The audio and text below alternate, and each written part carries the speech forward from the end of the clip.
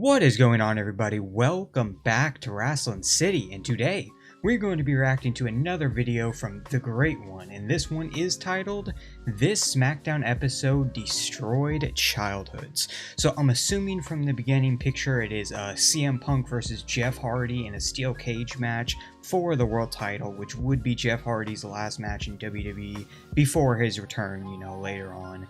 I'm excited for this one. The Great One, man, I have been subscribed to this man for a long time. His videos are always entertaining, crazy sometimes. So I'm excited to see what he has to say about this episode. Let's get this one started.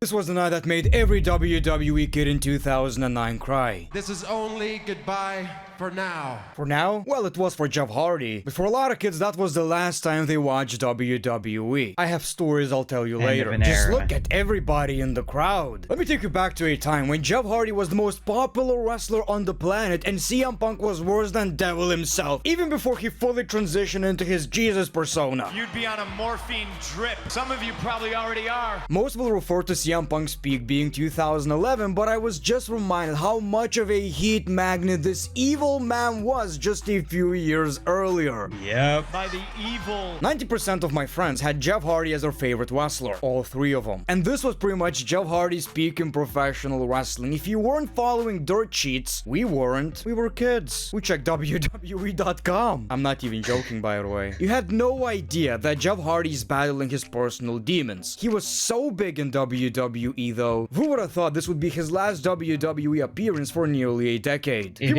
Wrestling is absolutely beautiful. CM Punk was pretty much calling Jeff Hardy a junkie every single week, and we all know CM Punk is straight edge. His addiction is wrestling. Yet most people said, yeah, Jeff Hardy is our guy. Steel cage. I know you're. Nah, man, during this time period, I was, like, getting right into my edgy, early teens, and I was such a big CM Punk fan, and I remember this steel cage match specifically. I didn't watch it live, but I remember seeing clips of it on, YouTube, and I at first didn't even think it was real, but then when I found out that Hardy was actually leaving, I was so happy. Not because Jeff Hardy was leaving, but because CM Punk retained his title. So it's kind of crazy. I know a lot of people have the exact opposite experience with that, though. Probably intoxicated right now. Punk is just the GOAT. I forgot how hilarious CM Punk was in 2009. Oh, what is the matter? He was great. Confused? Is it perhaps because of any substance you're taking? There's nothing like wrestling, and watching these old WWE episodes reminds me how much I appreciate this form of entertainment. Look at that nostalgic Smackdown intro. You also hear JR on commentary, which feels so weird. He's weird. A Raw guy, and we all know a world title rematch is coming, but we still don't know how much it's going to mean. So the show opens with CM Punk. He's introduced as the only straight edge world champion in history, and that theme song. Like, look people, I love Cult of Personality, it's a classic, but for a heel Punk, nothing would fit any better than this firebird. I don't know, y'all. Y'all comment below. Do y'all like Cult of Personality or This Fire Burns as a better WWE theme? I think that, like, what he's saying, it totally makes sense that This Fire Burns fit his heel persona better. Jeez, that's hard, man. I think I would have to go with This Fire Burns. But I guess that just depends on when you started watching, too, because Cult of Personality is fantastic in its own right, too, of course. And he also received nuclear heat. I know this show is pre-recorded, but I'm buying it. Maybe they're lying to me. I think it was legitimate. He's smiling, proudly calling himself the first and only straight edge world champion. He mocks the fans for being too intoxicated to remember his SummerSlam TLC win over Jeff Hardy and plays some highlights of the great SummerSlam match. He would roast the fans any chance he would get. Are you perhaps drunk? Punk says the pain makes him feel alive, without painkillers unlike Jeff Hardy and the crowd. I'm not kidding. Any chance he would get. You just took medicine from your headache?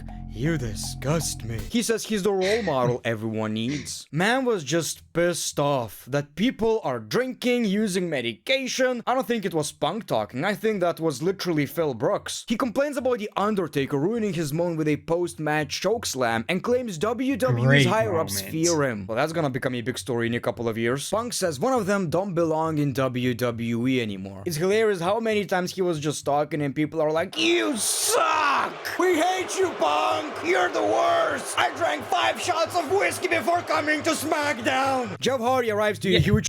His whole gimmick, why people hated him, is because he didn't do drugs. I mean, I get it, you know, it's the way he approached it, you know, he had it in a heel manner, but the basis for the gimmick, that's just crazy. There's this man who does drugs, drinks, you know, all the liquor in the world, and the fans loved him. And then CM Punk was like, oh, I'm better than that because I don't do all this, which is fair point. And people hated him. It's really crazy how wrestling works. Pop saying Punk's reign ends tonight in their steel cage match. Naturally, Punk is like, are you perhaps taking something? What did you take? And CM Punk then ups the stakes. Loser leaves WWE. After thinking it over, Jeff Hardy accepts. That's risky. That's risky. You're old! Teddy Long comes out, who was the general manager of SmackDown at the time, who... Oh my god, he just... chugging and nutting over tag team matches. Don't you try to mention tag team wrestling or The Undertaker because Teddy Long might appear in your room right now. And he makes it official. The winner defends the title at Breaking Point in a submission match against The Undertaker. AKA you're going one-on-one with The Undertaker. So the stage is set, people. Who is leaving the WWE? If you were a kid, you weren't following any dirt sheets. You were watching it as almost real, even if you knew it's scripted. You had no idea who's going to win this match. We'll get back to the heartbreaking moment, but I wanted to see what else did we get on this episode of Smackdown. Did you take some painkillers? Is that your drug of choice? No, it's nostalgia. And it was a bit of a nostalgic trip. I can slam a tomato! I want that. Oh, I want that. So we got John Morrison. That Tyson Kidd haircut is insane. I can't believe he wore that for so many years. And, you know, Natalia, his wife, was just like, oh, yeah, that's just what he likes wearing. Just okay. And Matt Hardy versus the Hart Dynasty. I love the way the ring mat sounds during this match. The matches were really short on this show, by the way, and the Hart Dynasty I feel like were severely underrated. So I'm watching this and I'm shocked John Morrison didn't really get to that next level in the WWE. We got that Starship Pain, and of course Morrison and Matt Hardy took the W. If I remember correctly, Matt Hardy didn't really stay for a very long time in the WWE after Jeff Hardy left. But again, watching Morrison, his entrance, his moveset, his charisma, his looks, it's like, how did he never get to that next level? It's a good question. You know, this was 2009, and up until 2012, that was literally his peak. Melina doesn't appreciate the relationship between Ziggler and Maria. She saw him cheating. She saw Dolph Ziggler rizzing. Don't you realize how happy Dolph makes me? Same. I'm sad now. Maria is like, you're just jealous. Dolph comes up. You brought a woman backstage at SummerSlam? Okay, that is a tough question. What do we say? How do we get out of that situation? Think, Dolph, think! Okay. Yeah, I did.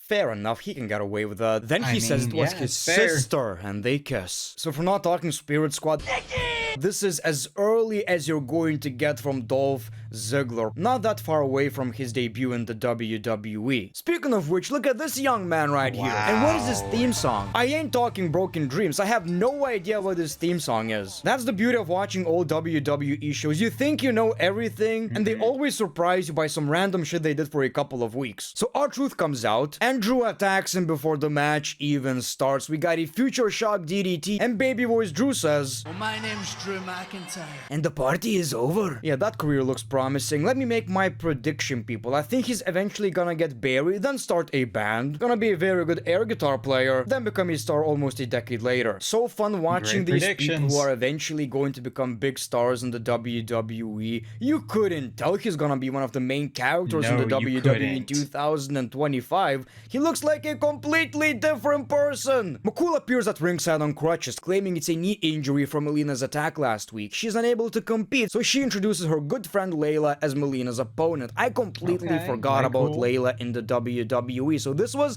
before Women's Evolution, right? And the match was really short. We know how limited they were by creative. You hear stories all the time from these WWE women from the past claiming, the producer said you went too hard, so why don't you go back in that ring and re-record this shit because you were wrestling like men. You want that product? So Melina wins the match and attacks Michelle. For whatever it's worth, Lay cool, that was pretty cool. At least it was somewhat serious. Then we got— It's so crazy explaining this stuff to like anybody that has watched. So for example, my girlfriend just started watching, like I got her to start watching earlier this year, and to explain that like a decade ago they were called divas, they wrestled for a pink butterfly championship, and then they got in trouble backstage for having matches like the men do, like too good of matches. It's just insane. I'm so glad to see, even since I started watching wrestling, like 2008, 2009, seeing how quickly women's wrestling has evolved. So shout out to them. Rey Mysterio versus Kane. So Rey is the Intercontinental Champion. That title, man. I know it's not better than the white strap, but I really love this championship, man. Maybe it's just nostalgia, but it always looked so, it's okay. so cool. So not necessarily must-watch TV right here. At this point, Kane had no aura. Like seriously, I know P. Kane is with the mask, not the new mask. You know, like the original Kane, when he removed the mask, he was also pretty entertaining. He was a psycho. But over the years, he became like the Big Show. He was just there. You see Kane on television, you're like, oh, this is about to stink. And not necessarily the quality of the match, just who gives a shit? And the match ends with Rey Mysterio's biggest arch nemesis, the ring post. Something about Rey Mysterio on that ring post. Ah, that's a brutal spot. Great Khali comes out. Ooh, what are we thinking? 5-star match incoming? I think my videos in slow motion help. It was a kendo stick battle, and then Ziggler attacks Rey Mysterio. We got a zigzag, and he's coming for that Intercontinental Championship. So eventually Dolph Ziggler would become one of my favorite WWE wrestlers ever. Back then, I couldn't care any less. Who is the spaghetti man? Never picked him in video games. He was new. And for me personally, this is my problem. It takes me a long time to actually care about new WWE wrestlers. We see Jerry Show, love that theme song. Okay, this is the great one as a kid talking, but I always felt like they reminded me of Vegeta and Nappa. Jericho says they're the most powerful team in sports. MVP and Mark Henry have no chance at breaking point. And they proudly remind everyone they're unified tag team champions. Unified! So this entire segment, everything about it was ass, but I absolutely loved Jericho back then. Talking very slowly to all of these hypocrites and parasites. At one point, a little bit later than that, he actually became my favorite WWE wrestler because I started watching his 2008 work, and obviously when he returned in 2012, he was my guy. So we got Jericho versus Shad Gaspard. Seems random now, but this was the tag team division at the time, so everybody just starts fighting. Teddy Long comes out, and guess what he says? Make a guess. Make an educated guess what Teddy Long said. Tag team match! Of course. So we got the tag team match, and as you can probably tell, Jerry Show won the match. Pretty cool tag team and a very useful way to use the Big Show at the time. Okay. It's time to get into the good stuff. So Jeff is doing his makeup, and Matt wishes him good luck. Oh, that's so sweet. Two brothers, you know, talking it out. They had some problems, but man, it's about you tonight. It's all good. You've always been a gambler. Okay. So Jeff is not getting any rest tonight.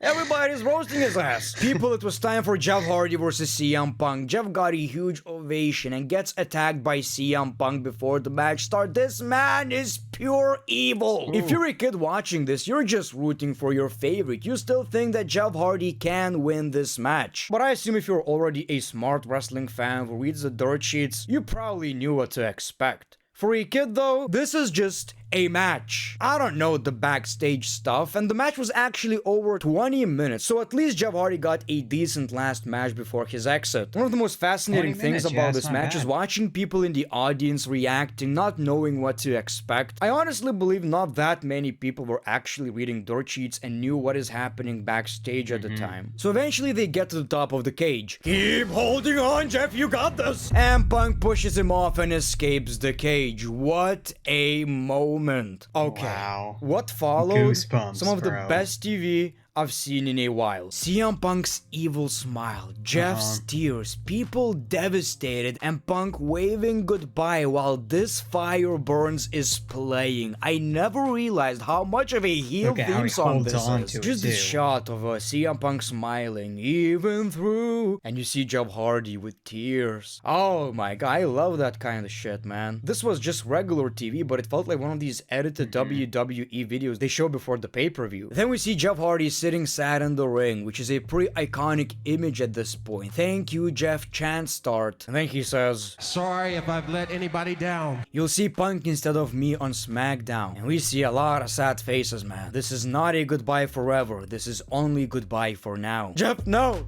Don't do this, Jeff! Come on, man! And then he's like, well, at least Matt's still here. He's cool, I guess. He's not Jeff Hardy. And the man couldn't even say a proper goodbye because he was about to leave and he got attacked by CM Punk again. This man is pure evil. What a moment. One of the saddest WWE TV endings I have ever seen in my life. I think people at the time even thought, well, maybe this is part of the storyline. Maybe Jeff is coming back. I mean, he's at the top of his game right now. This is literally his peak.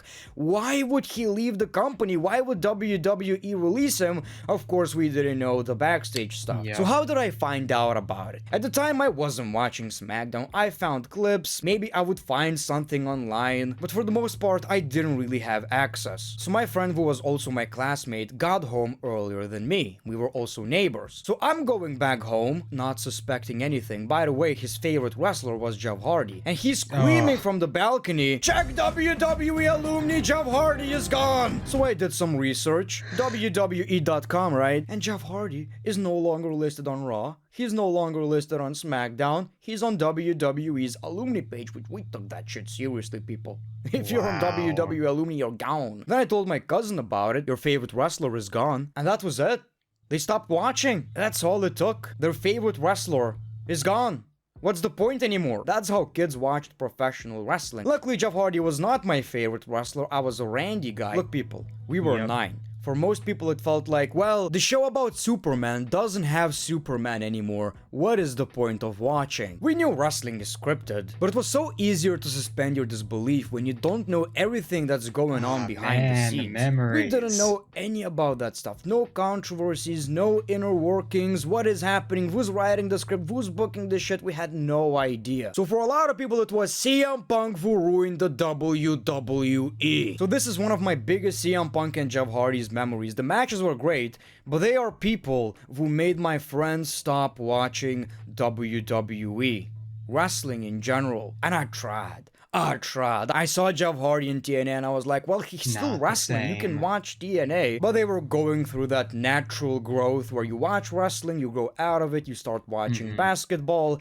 It's just us weirdos who stuck around. But going back and watching this moment, I never realized how iconic it looks. People, let me know in the comments below, what is your memory of that moment? Where were you in your life? And was Jeff Hardy your favorite wrestler? How did you feel about Punk? How old were you? Were you even watching wrestling at the time? I was watching since 2004, but I mean in 2009, I was still a kid. So people, thank you so much for watching this. Wow, man, the memories take me back.